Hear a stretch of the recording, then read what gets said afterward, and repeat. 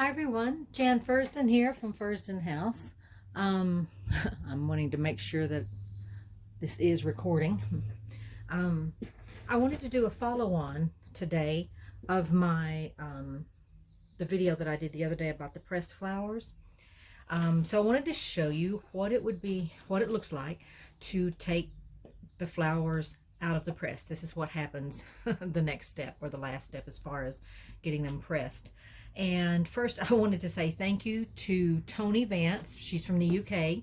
The last time I could not remember what these little thingamajiggies are, and Toni very sweetly let me know that they're called wing nuts. And of course my husband got a good laugh out of it because he's told me I don't know how many times, but that's a wing nut. So to make your own, you would need wing nuts and bolts and then washers, although this one doesn't have washers, so you know.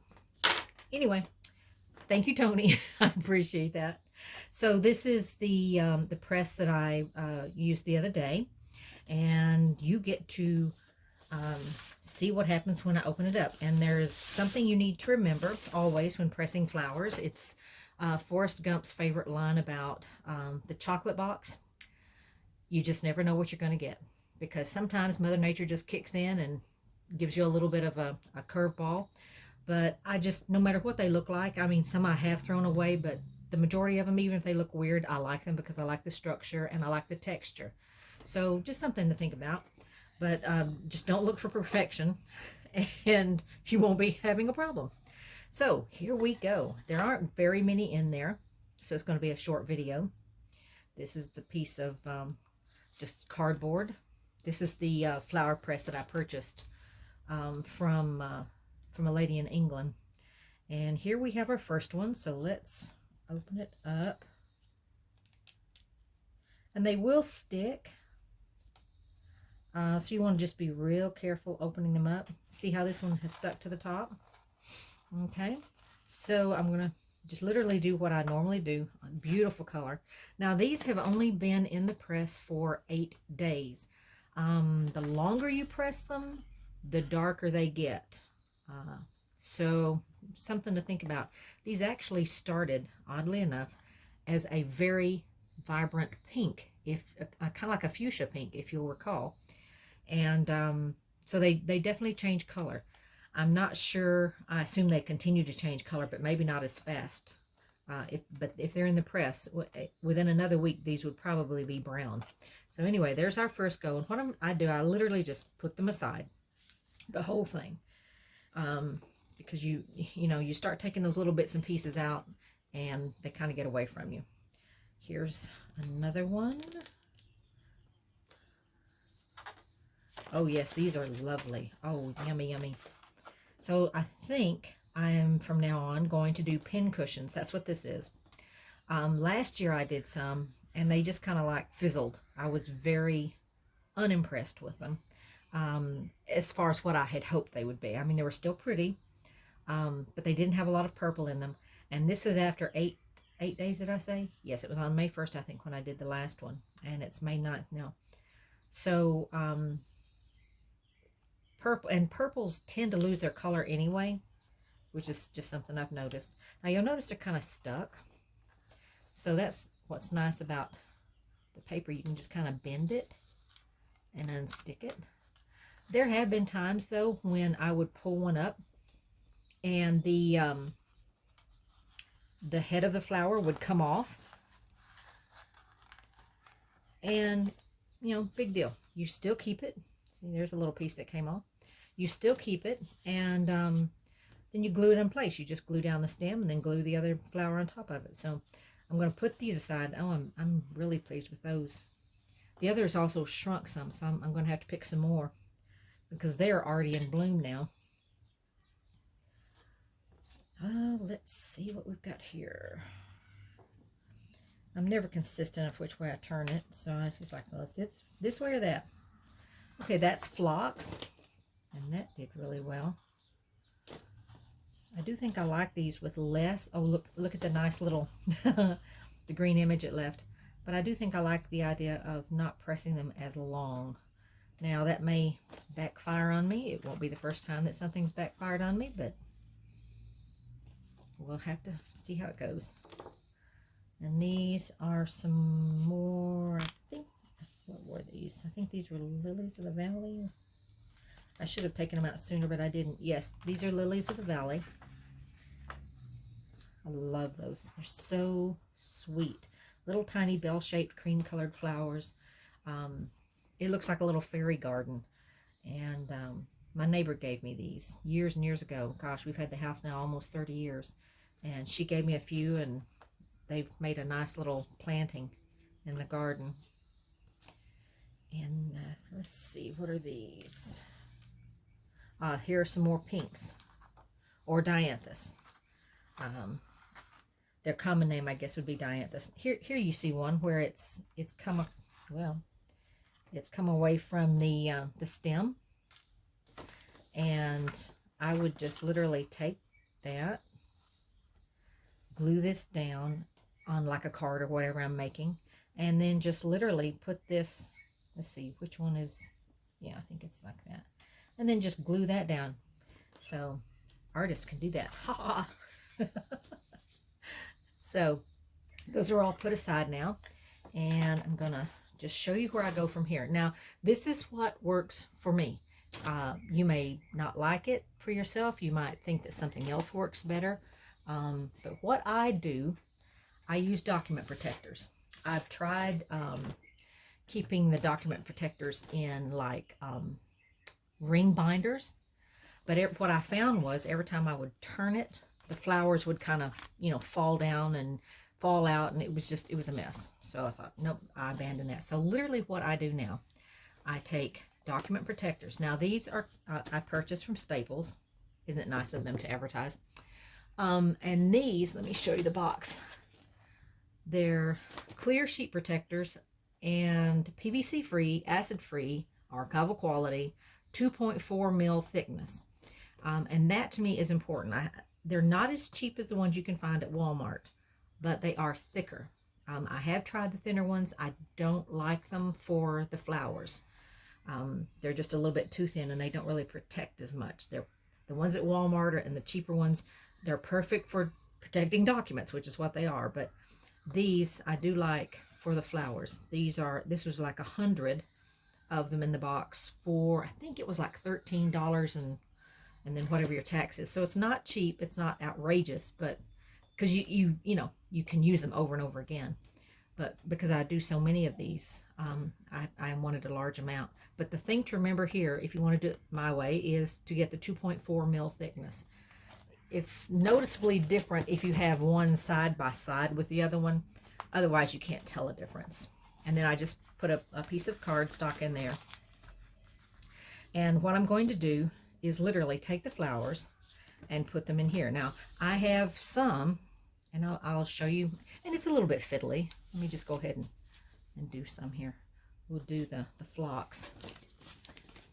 Now, sometimes I'll take the whole thing out, or I'll take it out partially like that, because what you don't want to do is try and get it inside the closeness of here, and it's got flowers on it, and you haven't even started to get it in. So that's a little fiddly. But all I do, and I keep like flowers together. Now let's see, you can't really see over there now, can you? So, and I'm just nudging them out of the way. You see how that's turned under? Well, we're just going to turn it up. And then I'll just lay them inside here.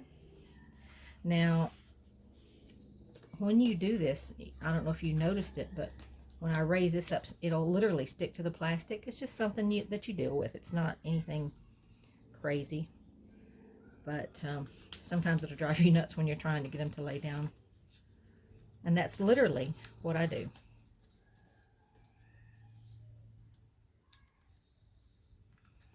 I love the color that these have maintained. To go from a fuchsia color to such a beautiful shade of purple. And here's my one that they're hard to get a hold of.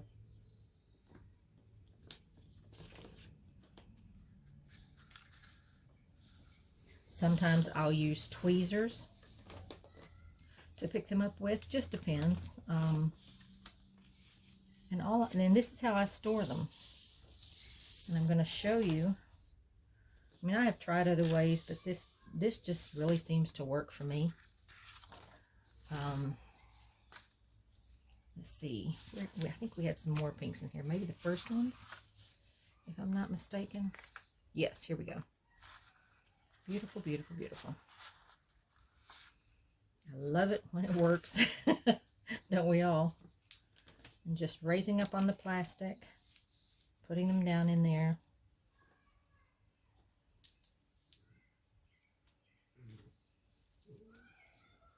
I've got the door open, and you can hear the kids playing. It's always sweet to hear kids playing and laughing. And I always thought it must be nice to live next to a school that had recess, and you could listen to the kids play. So that's the pinks, and all I'm going to do now, I'm just going to lift it up and slide it in. Sometimes they may or may not do what you want them to do. See, that one just wants to hang up a little bit, but, you know, sometimes I just go back in here. And they can lay on top of each other. It usually doesn't bother them. I don't like to do that too much. But you can see what I mean by the static electricity. And there we have it. And then what I will do, literally, I've got several drawers of these. Let me just show you this. It's I'm not sure if you can see it with the camera or not, but this is how I store them. I literally just lay them in flat, and then I pick them up. You're picking them up like this so they're not falling out, and then you get whatever you want out. And I have several here of the primrose, and then, like I said, I'll go to, I keep like things together. And after you do this enough, you'll actually remember what drawer, what is in what drawer. I'm usually not hung up on that too much, though, simply because when I'm doing my flowers, I just go through all the drawers and just pull out whatever I want. So this one will now take its place in there. And that, to me, is about the easiest way I've found to do these flowers. Let's see, what else? Well, we can go ahead and open these up, I suppose. And I love that one. And these,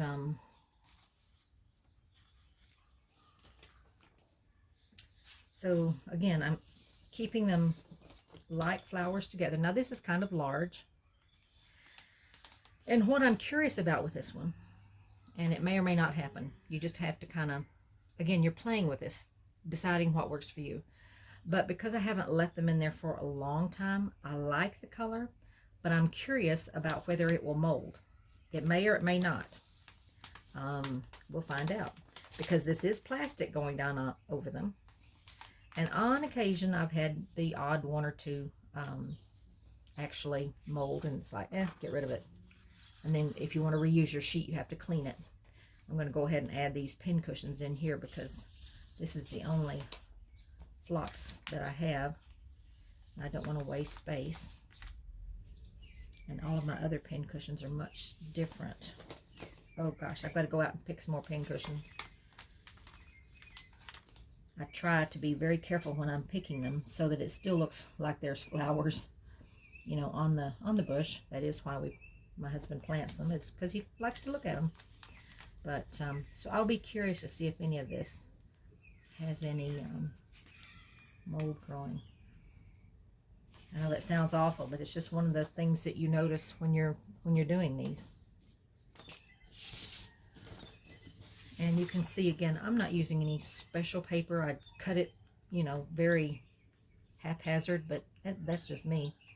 And the only thing I would suggest is that your paper not be of a slick variety. This is slightly porous. It doesn't have a a sheen to it or anything. And because you want it to absorb some of the moisture and stuff from the flower. And that's what you can see these markings on here. And again, you can reuse these. I have yet to have a problem with reusing them. You know, it seems to work just fine. So there you are. I hope this has been helpful. If you have any questions at all, please feel free to let me know. Just appreciate if you'd like and subscribe. But give me comments. I love hearing from people. I love writing, so I love commenting and talking back and forth. I had a lovely conversation with Toni. The UK has such beautiful, beautiful flowers. We were talking about the difference in the weather, though. It's totally different from Alabama, but you enjoy where you're planted. You all have a blessed day, and happy Mother's Day to those mothers out there. Hope you have a lovely weekend. Take care, and I'll talk to you soon. Bye-bye.